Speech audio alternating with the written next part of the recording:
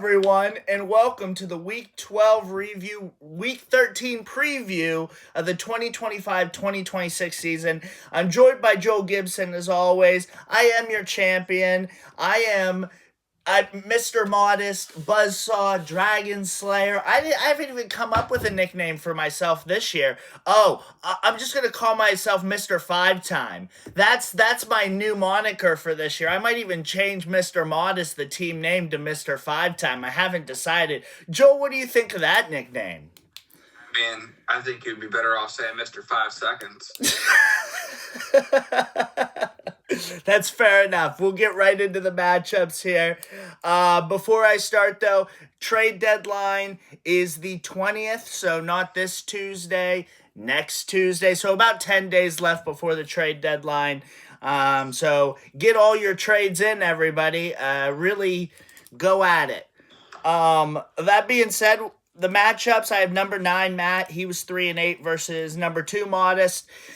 Matt texted me earlier in the week, and he told me that he was going to beat me and then go on to not only beat you, Joel, but also beat Kyle and make it into the playoffs. Well, step 1, not complete.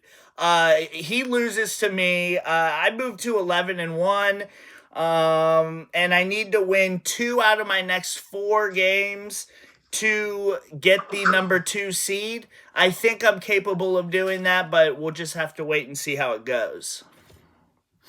Jalen Wells gave it his best tonight on 14% shooting for Matt, but those 2 points, 2 rebounds, 1 assist, 1 steal were not enough to get it done. No. Surprisingly. No. And I also played 2 men down, Duren and Hartenstein, all week. I have Reeves and LeBron on the IR, and Matt still couldn't. Oh, and I also didn't cycle, and Matt still couldn't get it done. No shocker. Okay. Next matchup. Yeah, no shocker. Next matchup is your matchup, Joel, as you take the licking of a lifetime from Kyle. Anything to say about this? This is your second loss this year. You had to lose not only twice to me, you lost twice to Kyle this year. How does it feel? This is a rough one for you. It's not healthy. So, I'm really not stressing it. This was a productive week, nonetheless. Adding Quickly and Anunoby to my team and taking out some major cap. So while I may have taken a beating from Kyle this week, he's putting up some great numbers and is overall mostly healthy. I'm really not sweating this. He's got a better shot at you this year than I do, but I think you're still going to beat him long term. So I'm just taking my licks, and I'm going to be around next year. Okay. Excellent. Well, glad to hear that. Next matchup is Eric versus Doug. Eric had his baby this week, so he basically told the messenger, I think it was at the beginning of this week, or the end of last week. Man, my time's all fucked up. But either way, congratulations to Eric on his baby. We kind of knew that he wasn't going to be 100% here. And Doug's team, even if he was 100% here, I'm not sure that he had a chance against Doug. But Doug's team wins here, keeps his hopes at the number 2 seed alive. But, he needs a little bit of help. Anything on that one, Joel? Yeah. Doug is kicking ass, dude. He looks like a top 3 team at worst this year. And Eric's team, without Murray for... How many games did Murray miss? Doesn't matter. He needed every single one of them, and he didn't have them for all of them. So, just tough for Eric, but congratulations on the baby, dude. Yep, absolutely. Next one, I want to congratulate Steven after trading Quickly and Trae Young away, gets the win against Neiman. Now, Neiman didn't set his lineups today, and I don't know if Neiman is tanking now or not, because he went from setting his lineups ritually, and he sent me a cryptic message of I don't know what's going on with my team. So he might actually be tanking. I'm not sure, but I don't know if he has his number 1 pick. He does, right? I believe he does. I'll look right now and I'll tell you. Neiman owns every single one of his picks. Excellent. Well, then, He has no other team's picks. but he has every single one of his. That makes things really interesting, especially if Matt's going to go for it here, because we'll get into it next week. Matt could theoretically still make the playoffs, I guess, but he has to beat one of you or Kyle. And like I said, we'll get into it. But congratulations, Steven. He got his pick back and then decided to win. So I don't understand. I don't understand Steven's plan, but I love that he's getting a win here. More than one win is always good. Yeah, I predicted Steven's team is going to be more competitive for the rest of the year. Yeah, and I think next year, if he can stay healthy, he's going to be even more competitive. It's going to be really interesting, and I'm saying it now here in Week 12, at the end of Week 12. I think next year, for a large amount of reasons, is going to be one of the most competitive years in the league. I have my ear to the ground. You know, I hear things. There are things that might be going on, might not be going on. I don't know. But I think it's going to make for a far more competitive year next year. And yeah, I'm just really looking forward to it because these weeks, you know, some of them have good matchups. But like I said, next year, I think it's going to be far more interesting.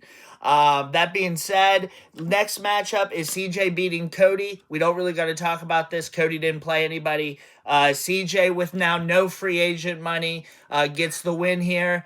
Go ahead. No cap space either, right? Yes, no cap space either. That is a bummer. And Cody, Balls to the wall. balls to the wall, baby. It's either it happens or it doesn't. And then Cody puts himself in a tight spot picking up Trae Young. He's over the cap now, so he can't play a player this year unless he wants to take that luxury tax year. And if he does that, next year will be level 2 luxury tax. See the rule book, everybody. I can even post it for you. I have it nice and clipped. You can ask Joel. I'm ready to send that bitch out to people. So if you have any questions about the luxury tax, I've got that thing clipped and in my photographs. Congratulations to CJ. He actually moves ahead of Joel Gibson. You know, we had you at 5 last week, Joel. You remain at 5, but now CJ is 1 game ahead of you in that spot. I'm really hoping for a Joel CJ first round. It'll be pretty interesting to see that. And then winner will play Kyle if everything goes how it is right now, which I don't see any reason why it doesn't. That'll be a very cool side of the bracket for sure. I'll be fired up to see that. Next matchup is Adam at Jake. And Jake is also not playing people. So Adam gets the win here, moves to 6-6. Joel, anything on that one? Like I said, on these games with the people tanking, there's not a lot to say. Yeah, it's really interesting because it now seems like, 4 to 5 teams could be tanking. Someone is going to be trying to tank and not get their way, perhaps. I know. But even, like, it's so funny because even the 8 gets you a top 5 pick. And I think you probably have 5 solid ones for a top 5. And, well, there's a clear 1 and 2 for me. 3 through 5, it's very similar to last season where we didn't know Edgecombe was going to be as good as he was. I mean, I liked him a lot. I don't think that I would have taken him over Harper, but I mean, hindsight, you take him over Harper, I guess, but we still don't know what Harper is. But 3 through 5 to me is just as interesting this year as it was last year. So, you know, if there are 5 teams tanking, it's certainly going to make for an interesting end to this season, that's for sure. Yeah, I'll say. That's it for Week 12. Week 13 is going to be number 1 versus number 2 again. We ran this once already this year. Kyle versus Modest. I don't know. Kyle can't afford to cycle. I can afford to cycle, but I don't know if I have enough firepower playing 2 men down. Like, I need Duran to come back. I need Hartenstein to come back. I need Giddy to stay out for Kyle for me to have a shot. We'll see how it goes. I'm going to try to pick this up. But at the end of the day, if Kyle has more points than me, and you'll remember I took that week off where I was messing with Cody as far as points go. It's gonna be tied division, tied record. Kyle ends up with the one anyway, so I don't know if it's worth my free agency money to go after it. Other than like I just don't want somebody else to have an undefeated season. So I got a lot to think about between now and tomorrow because I'm still undecided. I'm gonna pick Kyle here just because I just don't know. I just don't know. I don't know if I'm going to go for it, and that's just my honest assessment. I don't know if I have enough healthy to be able to put down. And if you look at our scoring this week, it doesn't bode well for me, especially if I have to play without those two big men. Yeah, you have a lot of flags next to your players right now with Nemhard, Brendan Williams, Jalen Duren, Hartenstein, Reeves, and Jokic. Yeah. So that's a tough spot to be in. And I need to win. I need to win 2 of my next 4 to clinch the 2 spot. And I only have $53 in free agency money. So do I save it, go after somebody that I'm more likely to beat? It makes sense. I don't really care if you get an undefeated season. I've already done it. I was the first to do it. You still got to win the championship season to put up what I did. So, that's why I'm picking Kyle. All right, I'm picking Kyle too. Great. Do it. Great. Next matchup, and this is literally the second most interesting matchup, and then it kind of falls off a cliff again. Eric 6-6 versus CJ 8-4. CJ's the home team here. Eric, I don't know if we're going to see him play this week. Baby, totally understand. I'm really nervous about playoffs when my second's born. I can tell you the being tired, it's going to be rough. And I'm going to take CJ here, even without the free agency money. If Eric did cycle, I think that he maybe could steal it. But I just don't think Eric's in the game, if you will. He's already in the playoffs. Give him a few weeks, and I bet he'll be back at it. But right now, I think CJ wins this one. Yeah, I'm with you. CJ he's been making moves, and he's got a competitive team. I predict he's going to take this one too. Yep. Next matchup is Steven. This is the third matchup, most interesting matchup, and I'm not joking you. Steven versus Doug, okay, is the third most interesting matchup of the week. I'm going to pick Doug here. Steven, congrats on your second win, but it's back to losing for you. Sorry, big fella. Yeah, I'm leaning towards Doug, well, not obviously, but I am leaning towards Doug. There are some flags on his team. Cameron Johnson, Jakob Poeltl, Miles Bridges, Isaiah Stewart, and Denny Avila.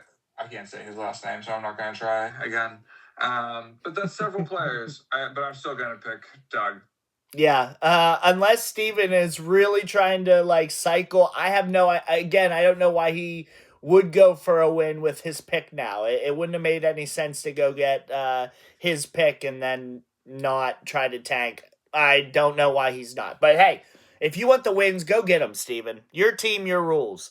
Next matchup is interesting only in the fact that Matt versus Adam, 9 versus 6. Matt's tried to somehow get into the playoffs. If Neiman is tanking, it is possible. Matt 100% has to have this win. Otherwise, the only way in is to beat both you and Kyle. And that's not going to happen. So Matt 100% needs this one. Adam could use this one for sure. And I think we see some cycling in this matchup. So I'm interested to see what happens as far as this one goes. I do legitimately believe we'll see a cycling battle here.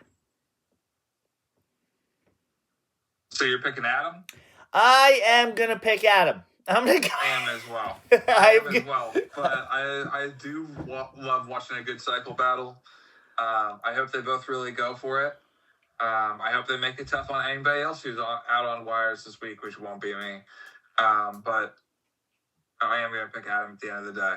Yeah, and I should apologize. This is probably the number 3 most interesting matchup, so I do apologize for writing down Steven and Doug as number 3.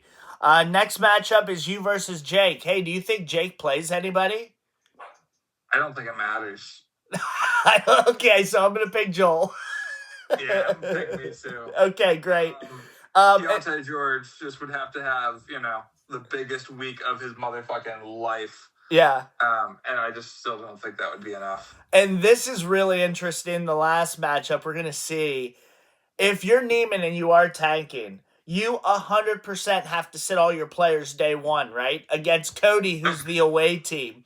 Cody might pick up his 3rd win here against Neiman, who has now decided to tank.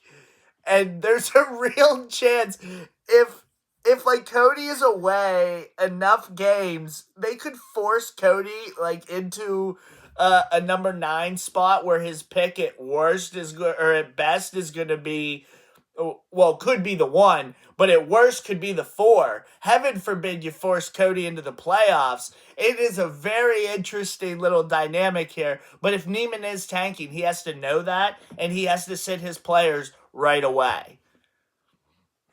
Well, I'm picking Neiman to win because I assume that he probably is just not setting his lineups as tanking and not full-blown sitting everyone. Yeah, I'm leaning towards I'm going to pick Neiman as well because, Cody is committed to the bit. I believe he's already sat every one of his players for the rest of the year. So, just to, not accidentally win. Whereas Neiman, at least at the moment, still has players. So, it's really interesting if Neiman decides to tank the rest of the year. Yeah. Can you imagine if Matt makes it into the playoffs? I said Matt was eliminated like 3 weeks ago because I was like, no way anybody is going to do this. And now all of a sudden Neiman out of left field is in a position to really mess things up for a couple teams, actually. I hope he does. Again, the bottom is just the most interesting. I'm sorry I keep winning so many championships, guys. Like, it makes the top a little boring and, Fuck yourself. All right. Anything else from you, Joel Gibson? No, just go fuck yourself again. That's okay. I'll certainly do that. Good luck to everybody. Trade deadline, January 20th at noon. Noon. January 20th. We'll see you guys next week.